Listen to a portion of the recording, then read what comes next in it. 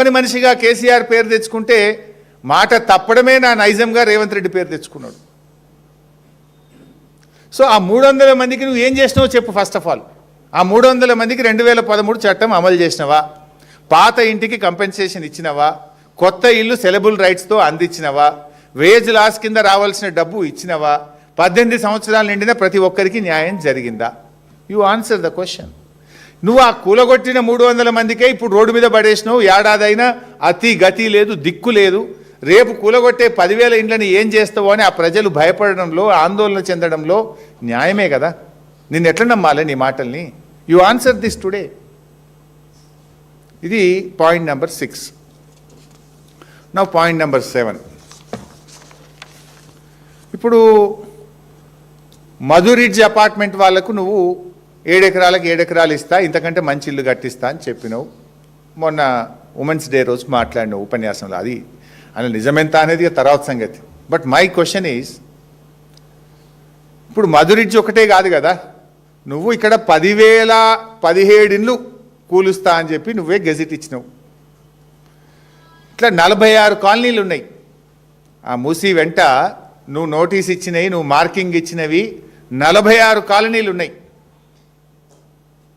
మరి 46 కాలనీలకు కూడా అదే పద్ధతిలో స్థలం కేటాయిస్తావా? ఉన్న ఇల్లును ఉన్నది ఉన్నట్టుగా కట్టిస్తావా? కట్టిస్తే ఎక్కడ కట్టిస్తావు? ఈ మధ్య ఈయన కొత్తది నేర్చుకున్నాడు. ఎవడు పోయినా ఫ్యూచర్ సిటీ జాబ్ అంటుండు. మన జర్నలిస్టులు పోయినట్టు ఇళ్ల స్థలాలు ఇవ్వమని ఫ్యూచర్ సిటీలు ఇస్తప్పండి. అదేదో కేసీఆర్ గారు మొత్తం ఫార్మా సిటీ కోసం 13,000 ఎకరాలు సేకరించి పెడితే ఎవడు పోయినా, ఇక సినిమా వాళ్ళు పోతే ఫ్యూచర్ సిటీ పో, స్పోర్ట్స్ వాళ్ళు పోతే ఫ్యూచర్ సిటీ పో, ఎడ్యుకేషన్ ఏదో యూనివర్సిటీ పెడతామంటే ఫ్యూచర్ సిటీ జావ్, జర్నలిస్టులకు ఇళ్ల స్థలాలు ఫ్యూచర్ సిటీ జావ్. ఇప్పుడు వీళ్ళని కూడా ఫ్యూచర్ సిటీ జావ్ అంటావా? ఎమ్మెల్యేలు కూడా అని ఇస్తానట. మొన్న ఎవరు ఎమ్మెల్యేలు పోతే ఫ్యూచర్ సిటీలు ఇత్తపోండి అన్నట. అదేదో అప్పనంగా వచ్చినట్టు. మేము 5 ఏళ్ళు కష్టపడి ఫార్మా సిటీ వచ్చి ఓ 10 లక్షల మందికి ఉద్యోగాలు దొరకాలి, హైదరాబాద్లో కాలుష్యం తగ్గాలని ఎంతో విజన్తో కేసీఆర్ గారు ఆ రోజు ఆలోచన చేస్తే దాన్ని ఒక రియల్ ఎస్టేట్ అడ్డాగా మార్చి పడేసినావు. సో మై క్వశ్చన్ ఇక్కడ క్వశ్చన్ నెంబర్ 7, నువ్వు వీళ్ళకి ఎక్కడ ఒక మధురిడ్జ్కే ఇస్తావా? ఆ 46 కాలనీలకు ఇస్తావా? ఒక మధురిడ్జ్ అపార్ట్మెంట్కే ఇస్తావా? ఈ 10,017 ఇండ్లు ఏదైతే కూలుస్తా అని తెలంగాణ ప్రభుత్వం రేవంత్ రెడ్డి గెజిట్ ఇచ్చిండో ఆ 10,017 మందికి కూడా ఇళ్ల స్థలాలు ఇచ్చి అదే పద్ధతిలో ఇల్లు కట్టిస్తావా? కట్టిస్తే ఎక్కడ కట్టిస్తావో కూడా చెప్పాలి. ఎందుకంటే చాలామంది అక్కడ పేదవాళ్ళు ఉంటారు. 1 కిలోమీటర్ రేడియస్లో 2 కిలోమీటర్ల రేడియస్లో పనికి పోతుంటారు.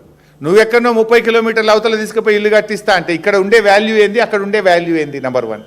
నెంబర్ 2, ఉపాధి లైవ్లీవుడ్ ఎఫెక్ట్ అయింది కదా. ఒక ఆయన ఆటో నడుపుతాడు, ఒక ఆయన స్కూల్లో చదువు చెప్పుకుంటాడు, ఒక ఆమె ఇంట్లో పోయి పని చేసుకుంటుంది, ఒకళ్ళు దుకాణంలో పని చేస్తారు, ఒకరికి బార్బర్ షాప్ ఉంటుంది, ఒకరికి ఇస్త్రీ దుకాణం ఉంటుంది. మరి వాళ్ళు నువ్వు ఎక్కడనో ఇస్తే వాళ్ళు ఎట్లా బతకాలి?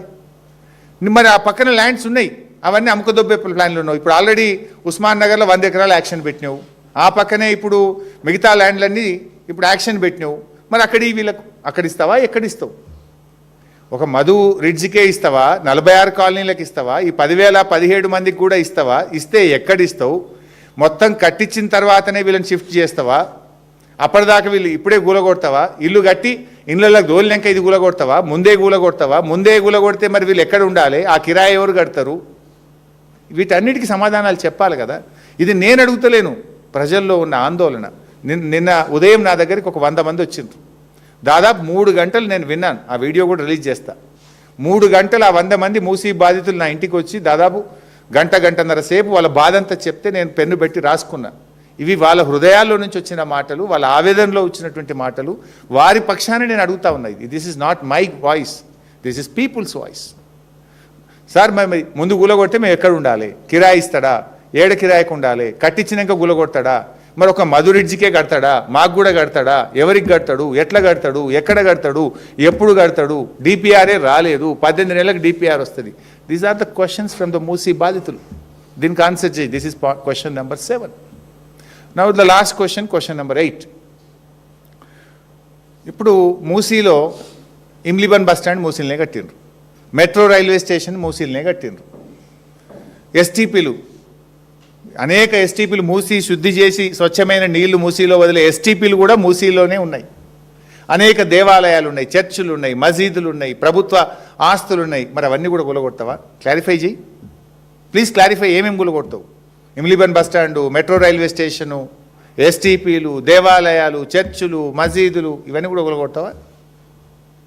Please clarify. ఏంది నీ స్టాండ్ ఏందో క్లారిఫై చేయి. ఇవి 8 సూటి ప్రశ్నలు మేము ప్రభుత్వానికి చెప్తా ఉన్నాం. అంతేకాకుండా అసెంబ్లీని తప్పుదోవ పట్టించినందుకు లోన్ శాంక్షన్ కాకపోయినా లోన్ శాంక్షన్ అయిందని చెప్పడం, డిపిఆర్ ఇంకా 18 నెలలకు వస్తుంది. ఈ అసెంబ్లీని తప్పుదోవ పట్టిస్తూ అబద్ధాలు చెప్పినందుకు అసెంబ్లీలో ముఖ్యమంత్రి గారి మీద ప్రివిలేజ్ మోషన్ కూడా మూవ్ చేస్తాం. ఇది కాకుండా ఈ మూసీ బాధితులు ఎవరైతే మూసీ జన్ ఆందోళన్ అనే ఆర్గనైజేషన్ నా దగ్గరికి వచ్చింది నిన్న ఉదయం. సరే ఇంటెలిజెన్స్ వాళ్ళు చెప్పినరో ఏమైందో పొద్దుగాల నా దగ్గరికి వచ్చిండ్రు. రాత్రి 9కి డిప్యూటీ సీఎం గారు వాళ్ళని పిలిచారు. పొద్దున నా దగ్గరికి వస్తే గంటన్నర సేపు విన్నా. అరే ప్రతిపక్షం వాళ్ళ దగ్గర పోయింది అనుకున్నారో ఏందో ఆదరబాదగా నేను రాత్రి 9 గంటలకు వాళ్ళని పిలిచిండ్రు. ఓ 2 గంటలు మాట్లాడిండ్రు. సరే వాళ్ళని మీటింగ్కి రమ్మంటే మేము రాము, ఇవాళ మీటింగ్ మీరు క్యాన్సిల్ చేయండి, తప్పు మేము రాము మీటింగ్ అని సరే మేధా పట్కర్ గారు చెప్పిండ్రు. వీరు మూసీ జన ఆందోళన బాధితులు కూడా వీళ్ళు చెప్పిండ్రు. వీళ్ళని మిమ్మల్ని ఏమనము అన్నారు. ఇవాళ హౌస్ అరెస్ట్లో పెట్టిండ్రు వాళ్ళందరినీ. ఇందులో ఒక మనిషిని పొద్దున్నే పోలీసులు పోయి హౌస్ అరెస్ట్లో పెట్టిండ్రు. అంటే మీ తీరు ఎట్లా ఉన్నది అనడానికి చెప్తా ఉన్నా. నిర్బంధాల మధ్య, భయాందోళనల మధ్య బలవంతంగా చేసే ప్రక్రియ కాకపోతే ఎందుకు ఇవాళ హౌస్ అరెస్ట్లో పెట్టిండ్రు? ఈ మేము అడుగుతున్నటువంటి ఈ సూటి ప్రశ్నలకు సమాధానం చెప్పాలని చెప్పి కోరుతా ఉన్నాం. లాస్ట్లో ఇంకొక విషయం కూడా నేను చెప్పాలనుకుంటున్నా. ఏంటంటే ఈ మధ్య రేవంత్ రెడ్డి గారు, నేను పేపర్లో చదివాను, రేవంత్ రెడ్డి గారు మాట్లాడుతూ మేము ఈ మూసీ ప్రక్షాళన శంకుస్థాపనకు కేంద్ర మంత్రి రాజ్నాథ్ సింగ్ గారిని కూడా ఆహ్వానిస్తున్నాము అని అన్నారు. నేను I want to ask BJP రాష్ట్ర నాయకత్వం కావచ్చు, కేంద్ర ప్రభుత్వం కావచ్చు, అంటే మూసీ పేరిట రేవంత్ రెడ్డి చేస్తున్న విధ్వంసానికి, మూసీ పేరిట రేవంత్ రెడ్డి గారు చేస్తున్నటువంటి దోపిడికి, మూసీ పేరిట రేవంత్ రెడ్డి గారు చేస్తున్నటువంటి రియల్ ఎస్టేట్ దందాకు మీరు సహకరిస్తారా? ఎట్లా రాజ్నాథ్ సింగ్ గారు ఈ ఫౌండేషన్ స్టోన్కి ఎట్లా వస్తున్నారు?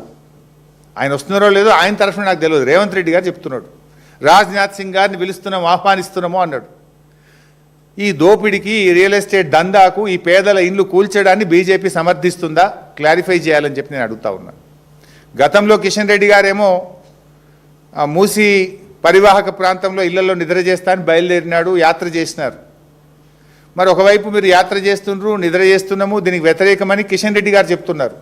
ఇంకొక వైపు రాజ్నాథ్ సింగ్ గారు దీని శంకుస్థాపనకు వస్తున్నారని ముఖ్యమంత్రి గారు చెప్తున్నారు. ఏది నిజం? బీజేపీ